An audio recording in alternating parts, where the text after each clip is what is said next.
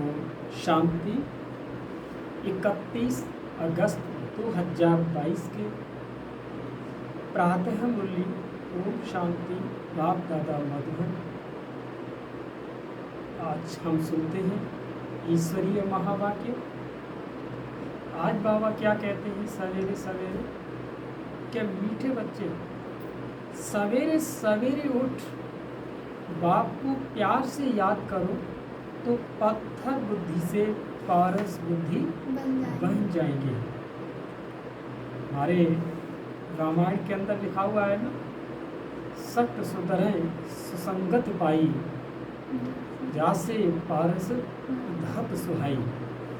तो माना सट कहते हैं असुर बुद्धि वालों को, और पारस धातु का मतलब क्या है?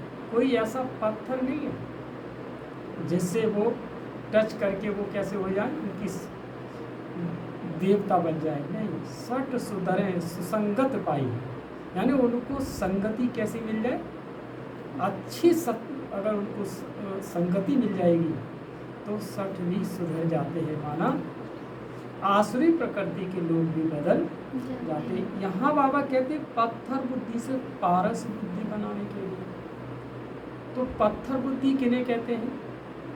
जिनकी बुद्धि में केवल पत्थरों का ज्ञान होता है उन्हें क्या कहते हैं? पत्थर बुद्धि। और पारस बुद्धि का मतलब जिनके अंदर परखने की शक्ति होती है, जो परख लेते हैं। और परखने की शक्ति किससे आती है? जब तक मन की एकाग्रता एक परमात्मा के साथ, जिसे पारसनाथ कहते हैं, जब तक उनके साथ आपकी अगर एकाग्रता अगर नहीं होगी तो आप किसी को परख नहीं सकते। इसीलिए बाबा ने कहा उस प्यार के सागर पारसनाथ को सवेरे सवेरे उठकर याद करोगे तो आपकी बुद्धि कैसी बन जाएगी? पारस बन जाएगी। ये थी आपकी हेडलाइन थी। आज का प्रश्न है कि 21 जन्मों के लिए माला माल बनने का साधन क्या है?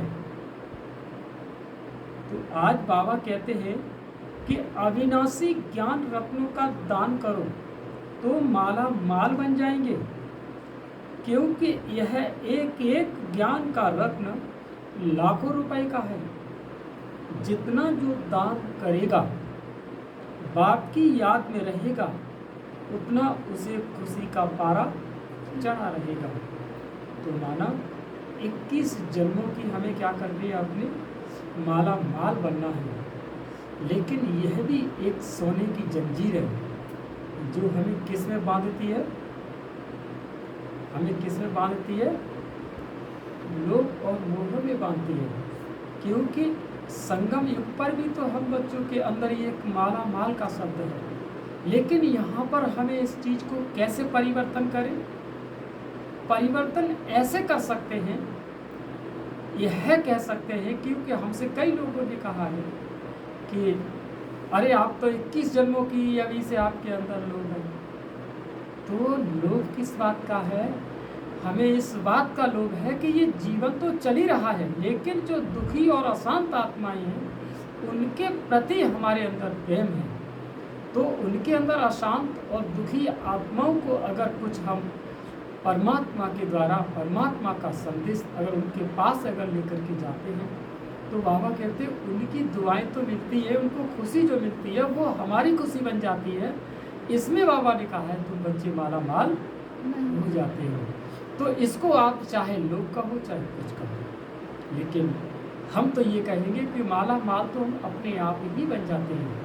लेकिन यहाँ सबसे सच्ची सेवा क्या है कि हमें दूसरों को ज्ञान का दान करने से उन आत्माओं के अंदर खुशी का खजाना बढ़ता है, तो हमारे अंदर भी बढ़ता चला जाएगा। दूसरा प्रश्न है, अपने से कोई पाप कर्म न हो उसके लिए कौन सी परहेज करनी चाहिए?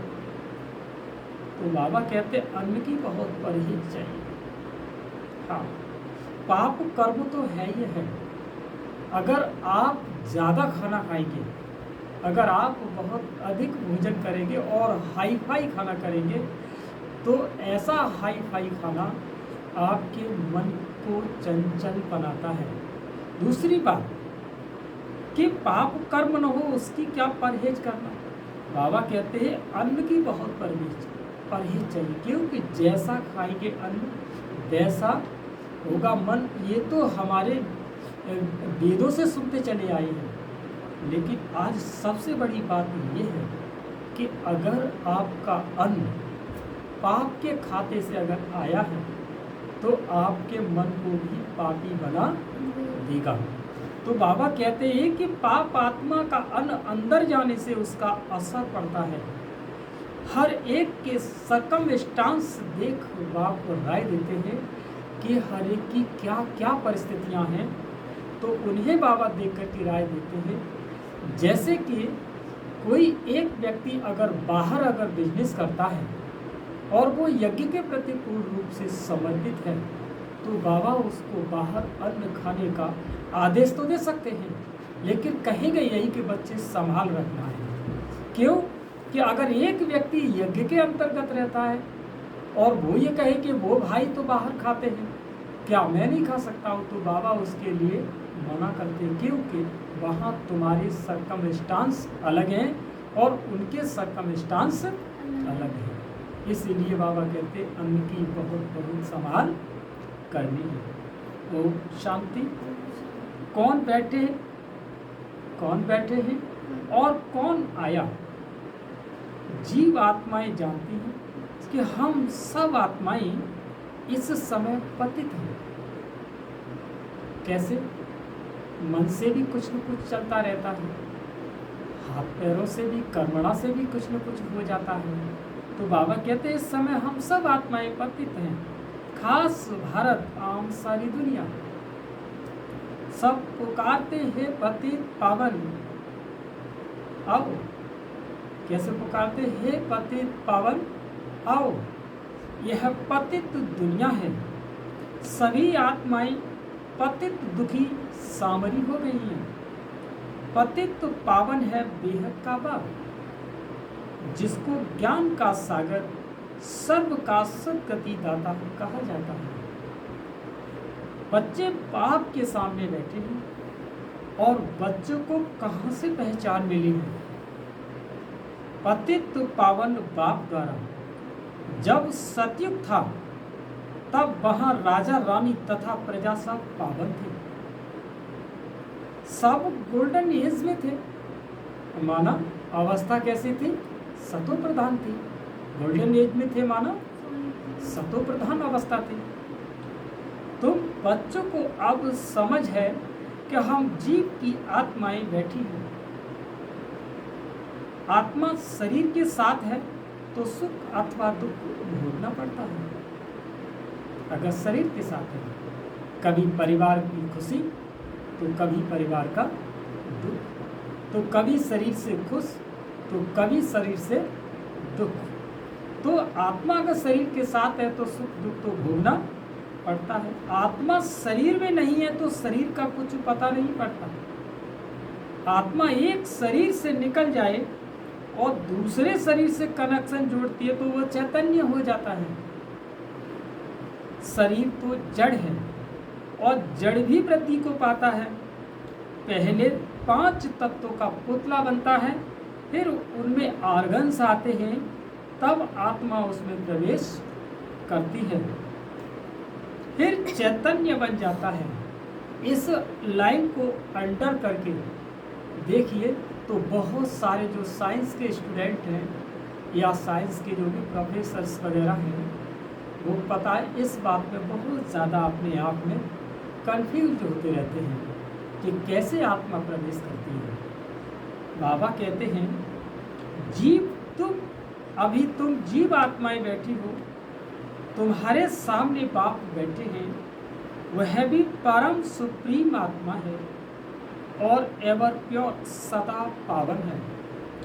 अब बाप बच्चों को डायरेक्शन देते हैं, बच्चे तुम्हें भी बाप जैसा पावन बनना है। तुम आत्माएं अमर हो, तुम पहले शांति धाम में थी।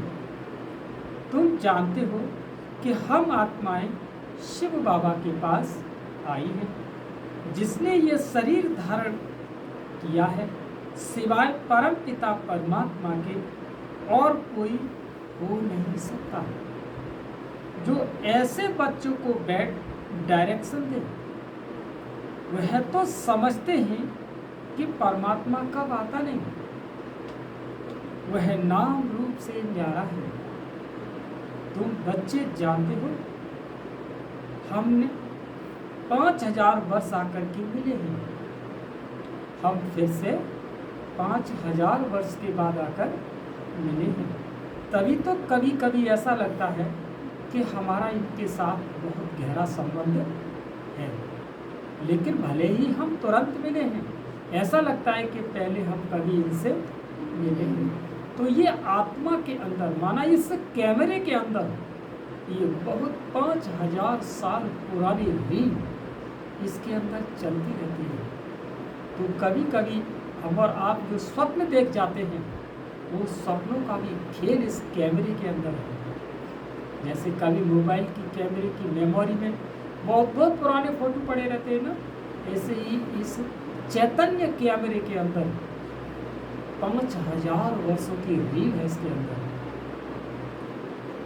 पहचाना है कि कैसे बाप हमको पावन बनाते हैं। आत्मा के पतित होने से शरीर भी पतित हुआ है, अब फिर पावन बनना है। हम आत्माएं मूल वतन में पावन थी, ऐसे ऐसे अपने से बातें करना है, विचार सागर मंथन करना है। अभी तुम आत्माओं को पहचान मिली है कि हम आत्माएं निर्वाण धाम में थी, फिर सत्युग में आते हो सुख का पायट बजाने। तुम हो ऑलराउंडर, इसीलिए पहले पहले तुमको ज्ञान मिला है। जानते हो, शिव बाबा प्रजापिता ब्रह्मा द्वारा ब्राह्मणों की रचना रचते हैं। बाबा कहते हैं, तुम जीव आत्माओं को सूत्र वर्ण से ब्राह्मण वर्ण में लाया है। सूत्र से अब तुम ब्राह्मण ब्रह्मा मुख वंशावली बने हो। क्यों? वर्षा लेने। ब्रह्मा मुख वंशावली सिर्फ संगम पर ही बनते हैं, तुम्हारे लिए ही संगम है। तुम आत्मा कहती हो कि हम पहले से पावन थे। कैसे थे? पावन थे। अब पतित बने हैं, फिर से पावन बनते हैं। हे पतित पावन बाबा, हमको फिर से आकर पतित से पावन बनाओ। ऐसे ऐसे अपने से बातें करो। अभी आत्मा की खुराक मिली है। हम आत्माएं पावन थी तो मुक्ति धाम में रहती थी, फिर स्वर्ग में आई, इतने जन्म लिए, फिर नीचे गिरते गए, फिर गोल्डन एज में जाना है। बाबा कहते हैं, मैंने 5000 वर्ष पहले भी कहा था, मामिका याद करो। गृहस्थ व्यवहार में रहते, धंधे आदि में रहते, सिर्फ अपने को आत्मा समझो। अब हमको पावन बनना है, घर जाना है, पावन दुनिया का मालिक बनना है,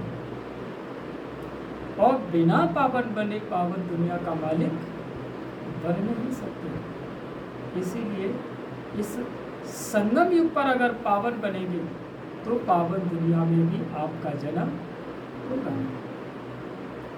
अब हम आयरन एज से गोल्डन एज में कैसे जाएं, ये चिंता लगी रहे। बाबा तो सहज युक्ति बताते हैं कि मामे कम याद करो तो तुम पावन बनेंगे। गीता में 2 बारी यह महावाक्य है, मन मनाभव। गीता के अंदर 2 बार बाबा ने बता दिया है कि हे बच्चे, देह अभिमान छोड़ो, बाप को याद करो, वो है ऑथोरिटी, सुप्रीम ऑथोरिटी। तुमको सभी शास्त्रों का सार और वेदों का भेद, शास्त्रों का सार और वेदों का भेद और सृष्टि के आदि मध्यांत का नॉलेज समझाया है। तुम जितना मुझे याद करेंगे उतना तुम्हारी आत्मा पावन होती जाएगी और कोई उपाय नहीं। पत्थर बुद्धि को पारस बुद्धि बनाना है। गंगा स्नान से पावन नहीं बनेंगे। अगर बनते तो यहाँ होते ही नहीं। कहाँ होते?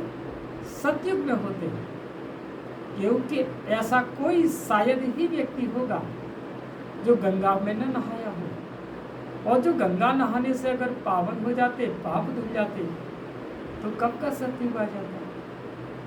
परंतु आयरन एज में सबको आना ही है, तो पहले सवेरे सवेरे इस ख्यालात में बैठना है। कहते हैं ना कि राम सिमर प्रभात मोरे मन, कि सवेरे सवेरे हे राम, हे मन से उस राम को सिमर। आत्मा कहती है, हे मेरी बुद्धि, अब वो बाप को याद करो। बुद्धि का योग बाप से लगाना है। अब जितना जो लगाएंगे उतना पत्थर से पारस बुद्धि बन जाएंगे। पारस बुद्धि बनाने वाला एक ही बाप है। कहते हैं कि कल्प कल्प आकर संगम पर तुमको बनाता हूं। सेकंड की बात है ना। जैसे डॉक्टर ऐसी दवाई देते हैं जो फोड़ा अंदर से ही खत्म हो जाता है। बाप कहते हैं तुमको भी मुख से कुछ कहना नहीं, हाथ पांव से भी कुछ करना नहीं, सिर्फ बुद्धि से याद करना है। कल्प पहले भी तुमने याद किया था, जिससे विकर्म दग्ध हुए थे। ऐसे तुमको समझाया था, अब समझा रहा हूं। अभी तुमको बाप की याद से पारस बुद्धि बनना है। बाप कहते हैं, मैं तुम्हारा पतित पावन बाप कल्प कल्प के संगम पर आता हूँ श्रीमत देने। हे मेरे मीठे लाडले बच्चे, ये आत्मा सुनती है इन आर्गन्स से। ये है ब्रह्मा मुख, गौ मुख कहते हैं ना। ब्रह्मा मुख को क्या कहते हैं? गौ मुख कहते हैं। गौ मुख क्यों कहा गया? क्योंकि गौ कैसी होती है? सीधी सादी होती है, शोभनिक होती है, इसीलिए ब्रह्मा को गौमुख कहा गया। गौ जानवर नहीं, यह गौ माता ठहरी ना। इस गौ मुख से सुनाते हैं। मंदिरों में फिर वो गौ मुख दे दिया, तो इस ब्रह्मा तन को मंदिरों में गौ का मुख दिखा दिया। वो इस रहस्य को नहीं समझते। अभी उनके मुख से पानी बहता है, उसको समझते हैं गौमुख, गंगा का जल समझते हैं। अभी तुम जानते हो कि ये ज्ञान बाप इन द्वारा देते हैं। ये गौ माता हुई ना, ये है बड़ी माँ, इनकी कोई माता नहीं। इसीलिए गंगा, उस गौमुख से पानी इसीलिए दिखाया गया कि पानी माना अमृत, और अमृत पिलाने वाली कौन? ज्ञान गंगाएं। वो कौन है? आप बच्चे, हम बाबा के बच्चे, सब ज्ञान की गंगाएं हैं। और वो गंगाएं किससे निकली? भागीरथ माना गौमुख। कौन? ब्रह्मा बाबा आज वर्तमान में। तभी तो हम बच्चे गौमुख माना ज्ञान गंगाएं बन करके बाबा ने हम बच्चों को उस गौ के मुख से पानी की अमृत धारा को दिखाया कि तुम आत्माएं उस अमृत को गांव गांव, शहर शहर, कस्बों इत्यादि में पिला रही है। बाबा कहते हैं कि साकार मम्मा की भी यह माता हुई ना। तुम सब माताएं गौ हो, तुम्हारे मुख से ये ज्ञान वर्षा होती है। बाकी पानी की नदियां तो सब जगह होती है, वो गंगा पतित पावनी हो नहीं सकती। गंगा पर भी मंदिर है जहाँ देवताओं की मूर्ति है। इन देवताओं में तो ज्ञान है नहीं। ज्ञान तुमको मिलता है जिससे तुम देवता बनते हो। देवताओं को ज्ञानी नहीं कहेंगे। विष्णु को अलंकार देते हैं, वास्तव में है तुम ब्राह्मणों के अलंकार। तुम बच्चों को ये सुदर्शन चक्र फिराना है, इसमें हिंसा की कोई बात नहीं। यह सब ज्ञान की बातें हैं। ज्ञान का शंख बजाना है और चक्र को याद करना है। यह सुदर्शन चक्र। उन्होंने फिर चरखा रख दिया। कमल फूल समान पवित्र भी तुम्हें यहाँ बनना है। ज्ञान भी गदा भी ज्ञान की है, इस पर माया पर जीत पानी है। ये सब तुम्हारे अलंकार। माना अहम आत्मा चतुर्भुज तत्व। ये आत्मा विष्णु चतुर्भुजी तुम हो। तो यही ज्ञान की जो अलंकार दिए हैं विष्णु के हाथ में, वो आज आप आत्माओं के लिए बाबा ने बताए हैं। इन अलंकारों को अपने जीवन में धारण कर अहम आत्मा चतुर्भुज तत्व। तुम बच्चे जानते हो ये है नर्क। स्वर्ग उस तरफ खड़ा है, हम संगम पर हैं। एक तरफ मैला पानी और दूसरी तरफ अच्छा पानी। उसका संगम होता है जो जाकर देखते हैं। यह है ज्ञान सागर, परम पिता परमात्मा, और तुम मैली नदियां हो। बाप बैठ आप समान पवित्र बनाते हैं। बाप को याद करो और सुदर्शन चक्र फिराओ। इसमें कृपा आदि की कोई बात नहीं। टीचर को कभी कहेंगे क्या कि मास्टर जी कृपा करो तो हम ऊंच पद पाएं। टीचर कहेंगे पढ़ो। बाप तो कहते हैं मैं तो सबको एक जैसा पढ़ाता हूँ। तुम कहते हो कि पतित पावन आओ, आकर हमको पावन बनाओ। तुम इस ड्रामा की एक्टर हो और ड्रामा के आदि मध्य अंत क्रिएटर का, डायरेक्टर का पता नहीं है। तुम तो पत्थर बुद्धि हो। अभी तुम बच्चे बाप को जानने से पारस बुद्धि बन जाते हो। बाप कहते हैं सवेरे सिर्फ आधा पौना घंटा बैठ ये विचार सागर मंथन करो। पॉइंट्स तो तुमको बहुत सुनाते हैं। उन्होंने तो 18 अध्याय बैठ बनाए। भक्ति मार्ग में फिर ड्रामा के अनुसार ये शास्त्र आदि होंगे। अब तुम बच्चों को पुरुषार्थ करना है। अमृत वेले उठ अपने साथ बातें करनी है। तो बाबा से अमृत वेले बातें करनी है। अब हमको बाप को याद कर पावन बनना है। माला का दाना बनना है। बाबा की याद से पवित्र बनेंगे और पवित्र बनते और बनाते जाएंगे, उतना खुशी का पारा चढ़ता जाएगा। यह अविनाशी ज्ञान रत्नों का दान औरों को देना है। साहूकार लोग दान पुण्य करते हैं ना। तुम हो अविनाशी ज्ञान रत्नों के दानी। एक एक रत्न लाखों की वैल्यू का है। तुम जितना पवित्र बनते हो, 21 जन्म के लिए माला माल हो जाते हो। जब तुम पारस बुद्धि थे तो सुख शांति और संपत्ति सब थी, तभी तो ताज दिखाया गया है। अभी पत्थर बुद्धि होने से सब खत्म हो गया है। अब बाप कहते हैं कि अपने को आत्मा निश्चय कर सवेरे उठने का अभ्यास डालो। समय अच्छा है। अंधियारी रात में मनुष्य घोर पाप करते हैं। अभी तुमको पावन बनना है। तुम 100% निर्विकारी थे। अभी आत्मा में खाद पड़ी है, वो निकलेगी। योग भट्टी से, योग अग्नि से इस ज्ञान और योग की समझाने का विनाश नहीं होता। थोड़ा सुनने से भी प्रजा में आ जाते हैं। बाप तो कहते हैं बच्चे पूरा वर्षा कल्प टेलीग्राफिक। इसीलिए अगर क्लास में अगर आप एक दिन भी अगर आप मिस होते हैं तो कल्प कल्प मिस होते जाएंगे। और क्लास के जो बच्चे होते हैं ना, उनके एक्स्ट्रा मार्क हैं और उनकी अलग उनकी राजाई है। मुरली तो सभी पढ़ते हैं, लेकिन क्लास की मुरली वाले को बच्चों का भाग्य कुछ और ही। वही राजा वही प्रजा आदि बनेगी। अज्ञान काल में भी दान पुण्य करते हैं तो राजाई घर में जाकर जन्म लेते हैं। कोई कर्मों के अनुसार गरीब के घर में जन्म लेते हैं।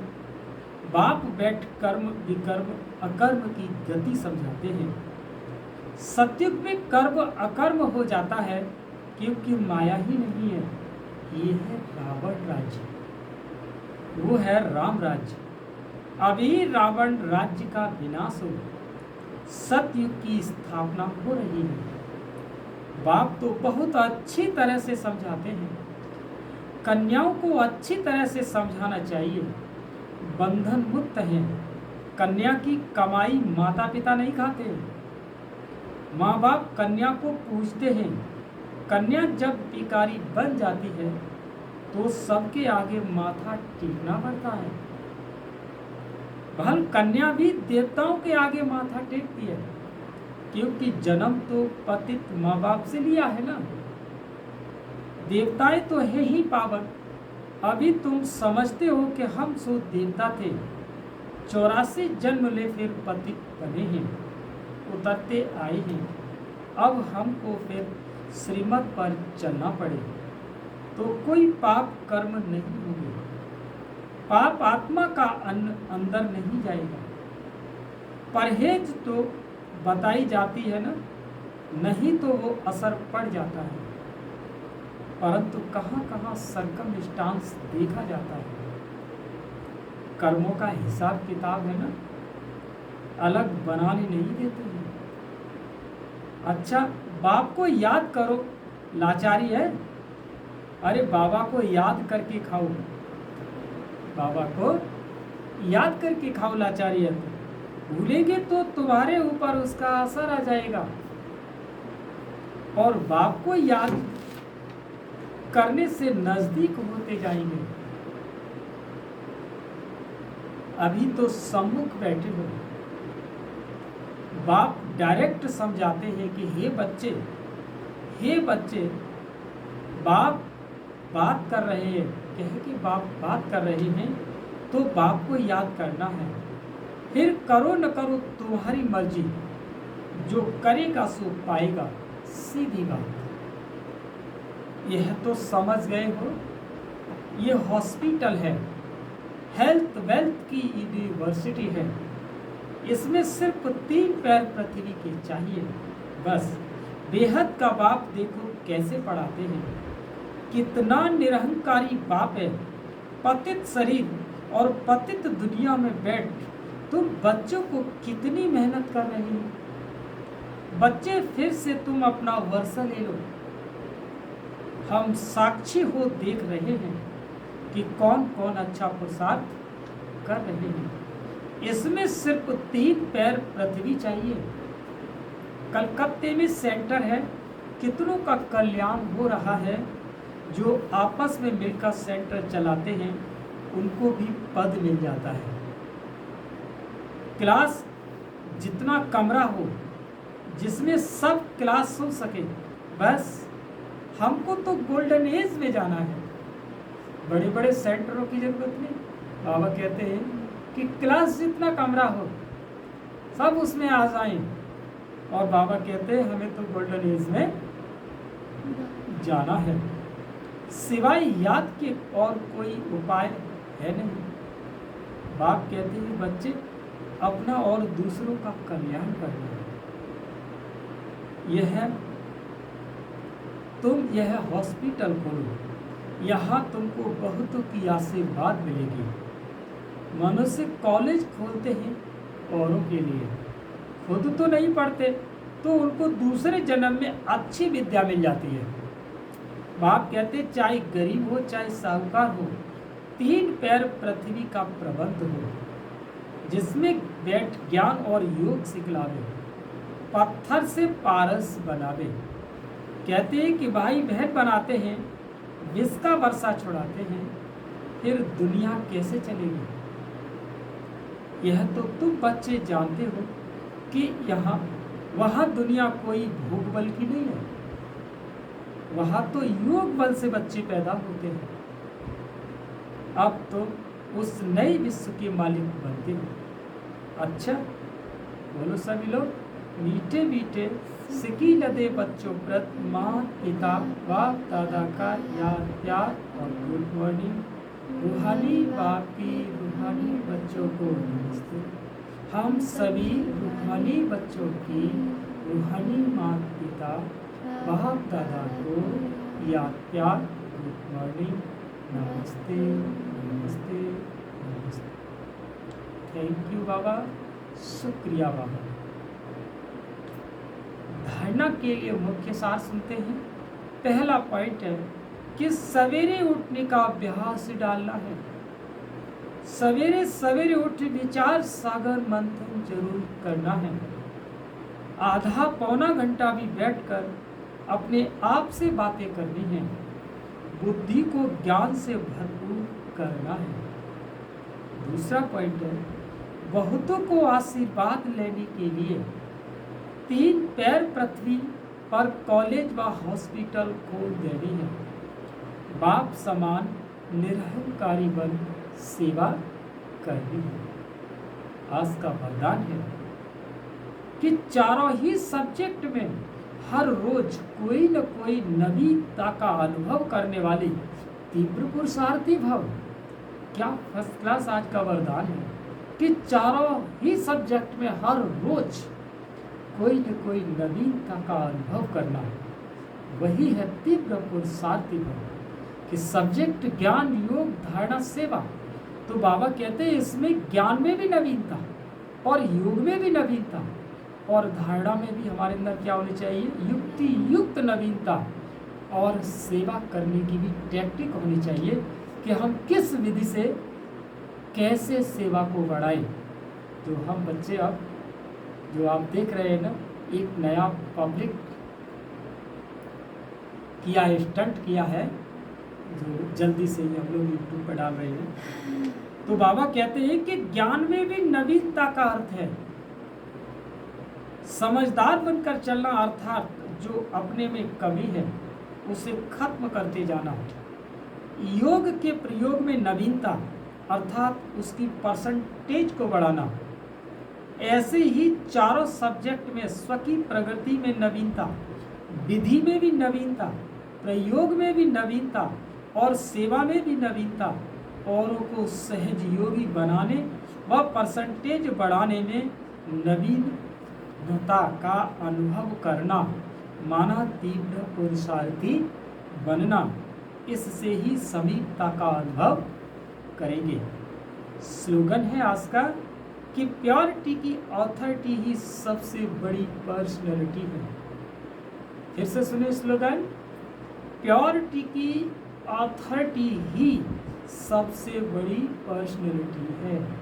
अच्छा, ओम शांति।